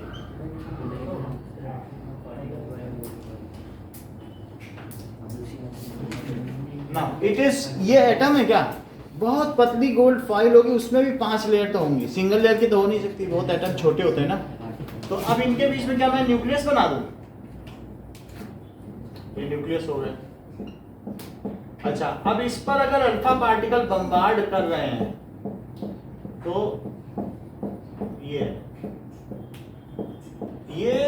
होल बहुत बड़ा है, इस एटम के मुकाबले में ये होल बहुत बड़ा है। अल्फा पार्टिकल की समझो बारिश सी हो रही है, तो अल्फा पार्टिकल बहुत सारे आएंगे। तो अगर एक अल्फा पार्टिकल आया, ऐसे आया, तो क्या इसने किसी इलेक्ट्रॉन को, न्यूक्लियस को इनकाउंटर किया? नहीं किया, ये तो सीधा निकल गया ना। देखो मैंने कोई न्यूक्लियस को टच नहीं किया। लेकिन अगर ये एक अल्फा पार्टिकल आ रहा है यहाँ, अरे इसका तो इससे टेंजेंशियल कोलिजन हो गया, तो कोलिजन हो गया तो ये क्या करेगा, एंगल पर चला जाएगा। और किसी किसी के साथ तो इसका हेड ऑन कोलिजन हो गया, क्या बिल्कुल हेड से हेड टकरा गया, बोलो। तो अभी ये सम्मान के साथ लौट जाएगा। और बहुत सारे ऐसे होंगे जो सीधे निकल गए, क्या उनका किसी से टक्कर हुई? No sir. तो वो सभी आपको मैं दिखा रहा हूँ जिनकी नहीं टक्कर हुई। देखो कोई न्यूक्लियस नहीं पड़ा, अगर पड़ा भी है तो किनारे कर लो। और इधर ये, तो ये अब ये टकरा गया है, तो ये ऐसे चला जाएगा और एक ऐसे बना। समझ आ गई बात की नहीं? So most of the alpha particle passed without deflection. A few have deflected by small angles. 1 out of 12,000 is rebounded back. 3 observations. वो मैं लिखने जा रहा हूँ। तो ये नीचे क्या लिखा है? Scattering of alpha particles by gold foil. Scattering of alpha particle by gold foil. अब जरा देखिए, 3 चीजें पढ़ेंगे। पहली चीज क्या है कि ऑब्जर्वेशन। इन्होंने इस एक्सपेरिमेंट में देखा क्या? सर अल्फा पार्टिकल्स पे चार्ज होते हैं 2 positive charge. Alpha particle contains 2 positive charge. तो दैट इज, और सर 4 पाई में जोन। जरा देखो एक्सपेरिमेंट। सो इन एक्सपेरिमेंट 3 बोलो सर 4 प्रोटॉन्स और 2 पाई 2 पाई में जॉन, वो जिस पे बैठेंगे तो 2 न्यूट्रॉन बन जाएंगे, जो 2 बचे हैं वो प्रोटॉन बन जाएंगे। बताया कि नहीं? अगर 4 पाई में जॉन होंगे तो सभी न्यूट्रॉन बन जाएंगे। Yes sir. 2 पे ही तो होना चाहिए ना। यस। अब देखो कि एक्सपेरिमेंटल सेटअप क्या है। सेटअप, एक्सपेरिमेंटल सेटअप में पहला है, he selected a gold foil because he wanted a thin layer as possible. This gold foil is 1000 atom thick. हमने तो 5 ही दिखाया, उन्होंने बताया नहीं 1000 एटम थिक बना। 5 दिखाया है, ऐसी कितनी लेयर होंगी? और वो 1 नैनोमीटर थिक गोल्ड फॉइल है, उसमें इतने सारे गोल्ड फॉइल। और इसमें टोटल लेयर कितनी होंगी? वो कितना लिख रहा है बुक में, देखो 1000 एटम थिक। हमने तो 5 ही दिखाई। So he selected gold foil of 1000 atom thick. Sir वो गोल्ड फॉइल कहाँ पर ऊपर? इसी में एक फ्रेम बनाया, फ्रेम में लगा दिया, फूंक दो तो गोल्ड फॉइल उड़ जाए। इतनी सावधानी से एक्सपेरिमेंट किया गया। दूसरा क्या कि alpha particle are doubly charge helium ion and इनका मास क्या होता है? Are doubly charged helium ion. 1 U जानते हो कितना होता है? बोलो कार्तिक। यूनिफाइड मास 1 U कितना होता है? Sir 10 power -6। ये ठीक कह रहे हैं। It is 1/12 of mass of carbon atom. बोलो कार्बन एटम में, भाई कार्बन एटम तो जानते हो ना? कार्बन एटम के सेंटर में क्या क्या होते हैं? क्या 6 प्रोटॉन होंगे और 6 न्यूट्रॉन? अच्छा, 6 प्रोटॉन और 6 न्यूट्रॉन। तो जैसे इस कमरे में 12 बच्चे बैठे हैं, अभी कितने? 1 2 3 4 5 6 7 8 9 10 11 और 9 12 तो 12 लोग हैं। और मैं 12 से ही डिवाइड कर दूं तो क्या 1 का मास आ जाए? यस बोलो। Yes sir. तो अगर कार्बन में कितने मेंबर है बताओ? 12 मेंबर है, 6 प्रोटॉन होते हैं और 6 न्यूट्रॉन। और 2 इलेक्ट्रॉन इनर शेल में और आउटर में कितने हो जाएंगे? फिर 6 है, 8 क्यों? 6 प्रोटॉन में 6 नहीं बोलोगे? 8 कौन बोल गया? इतनी बात समझाई? 6 प्रोटॉन है तो 6 ही तो इलेक्ट्रॉन होंगे। अच्छा अब देखो, तो टोटल इलेक्ट्रॉन का तो कोई मास नहीं है। इस कार्बन के पास कितने मेंबर है? Heavier member 12। न्यूट्रॉन भी तो प्रोटॉन ही है, उसके ऊपर बस पाई मेजॉन बैठा हुआ है, तभी तो थोड़ा मास इन्होंने ज्यादा बताया पवन ने। क्यों बताया? 1.675 बताया। क्यों बताया? बताओ। क्या इनको पता था कि ये न्यूट्रॉन का मास है? क्या इन्हें मालूम था कि इस पे पाई मेजॉन बैठा है?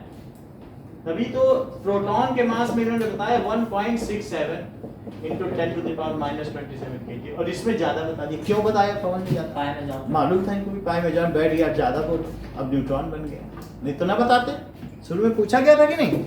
तो अब जरा देखो 1U क्या होता है? 1/12 of mass of carbon atom. 1/12 करो मास ऑफ कार्बन एटम। क्या ये बात मालूम है कि जो कार्बन का मास होता है 19.998 into 10 to the power -27 kg, ये कार्बन का मास होता है। अच्छा, तो 1U की वैल्यू कितनी होती है? 1.6605। लो, ये तो बिल्कुल हर चीज जानते हैं। 1U की वैल्यू, ये नेट के आने से बड़ी दिक्कत हो गई, आप लोग हमसे ज्यादा जान गए। 1U की वैल्यू इतनी हो गई कि नहीं? Yes sir. बोलो। 1.66056 into 10 to the power -27, यानी 1/12 of mass of carbon atom. इसको क्या कहते हैं? 1U। 1U को क्या आप ये समझ रहे हो कि एक प्रोटॉन का मास? भाई 12 सदस्य हैं, इस कमरे में 12 से ही डिवाइड कर दिया तो एक आदमी का मास है कि नहीं? लगभग तो आ ही गया। मान लो 12 आइडेंटिकल मेंबर होते और मैं 12 से डिवाइड कर दूं तो एक का मास नहीं आ जाए। तो इसमें कितने मेंबर थे? चेक करो, हैवियर 12। अभी पेन पकड़े, पेंसिल देखोगे, अरे हमने तो 6 इलेक्ट्रॉन भी है, 6 पेन भी है, उनका भी जोड़ो, उनका थोड़ी ना जोड़ा जाए। इलेक्ट्रॉन तो बहुत लाइटर है। सो अल्टीमेटली किसका मास आ गया? क्या प्रोटॉन का ही है? सो 1/12, और यही लगभग, इसको इससे कंपेयर करो, क्या ये मिल नहीं रहे? लगभग देखो, अप्रॉक्सीमेट कर लो, तो एक प्रोटॉन के मास के बराबर है। समझ में आ गई बात कि नहीं? 1.66 बोलो या 1.67 बोलो, एक ही बात हुई कि नहीं? 1U समझ में आ गया। तो अल्फा पार्टिकल का मास कितने U हुआ? ये ठीक बताने, इन्होंने बुक देख ली। एक्चुअली इन्होंने कैसे देख लिया कि उसमें 2 प्रोटॉन है और 2 न्यूट्रॉन? तो जान गई 4U है। भाई बुक में लिखा है ना कि एक प्रोटॉन का मास 1U, यहाँ से हमसे सुना एक प्रोटॉन का मास 1U, तो 2 प्रोटॉन का 2U और 2 न्यूट्रॉन भी 1U, क्योंकि ये भी तो अप्रोक्सीमेटली इसी के इक्वल है। तो कैसे ये जान गई कि 4U है? या तो इन्होंने किताब से देखा होगा या नेट से देखा, दो में से एक रीजन जरूर है, वरना कैसे बता सके? बुक में लिखा है। क्या लिखा है जरा चेक करो कि इसका 4U, यहीं से देख लिया है। सब लोग स्मार्ट कि नहीं? चेक करो, तो लिखा है क्या हिसाब लगाया होगा, इनके मन में क्या चल रहा होगा कि एक सदस्य का मास 1U है और अल्फा पार्टिकल के अंदर क्या क्या होते हैं? Sir 2 proton 2 neutron. तो कितना मास हुआ? 4U। देखो बताया कि नहीं? 4U। तो इस तरीके से alpha particles are doubly charge helium atom. अच्छा, 2 चार्जिंग, उसके ऊपर इलेक्ट्रॉन नहीं है ना। सो इट्स मास क्या है बताओ? And its mass is 4U। और तीसरी बात क्या की इन्होंने? सर ही के बाद क्या है? Ion. Helium ion, helium doubly charged helium ion. अब तीसरी बात देखो, alpha particle would be deflected. उन्होंने सोचा हुआ इलेक्ट्रॉन कितना डिफ्लेक्ट कर पाएंगे। अब एक सरसों के दाने से एक फुटबॉल टकरा है, हार्डली 1 डिग्री हो जाए तो हो जाए, उससे ज्यादा तो नहीं हो सकती ना। सरसों का दाना फुटबॉल को क्या करेगा? सो he expected very small deflection. क्या सोचा था उन्होंने? 1 डिग्री ज्यादा नहीं हुआ, यहाँ तो 179 हो रहा है। So he expected very small deflection, क्योंकि अल्फा पार्टिकल की बहुत ज्यादा स्पीड होती है डिफ्लेक्शन। ठीक है। So he did not expect large deflection. ये तो एक्सपेरिमेंटल सेटअप है। He did not expect large deflection. तो उन्होंने ये सर अल्फा पार्टिकल्स बस हीलियम के ही होते हैं। हीलियम का जो न्यूक्लियस है वही अल्फा पार्टिकल है। अल्फा पार्टिकल हीलियम के नहीं होते हैं। हीलियम में से अगर 2 इलेक्ट्रॉन निकाल दो, वो जो है वही रिलीज होता है सब में से। यानी जितने रेडियो एक्टिव एलिमेंट्स हैं वो सिर्फ वही पार्टिकल निकालते हैं जो हीलियम का होता है, क्योंकि हीलियम का पार्टिकल काफी स्टेबल होता है, तो वो ऐसा बना के निकल जाता है। समझ में आ गया? सर हीलियम ही निकलता है तो वही अब वो निकल गया और हवा में कितने इलेक्ट्रॉन घूम रहे हैं, तो उन्होंने बुला लिया 2 इलेक्ट्रॉन आ जाओ, हम लोग हीलियम बना लेंगे। समझे? इलेक्ट्रॉनों की कमी नहीं है।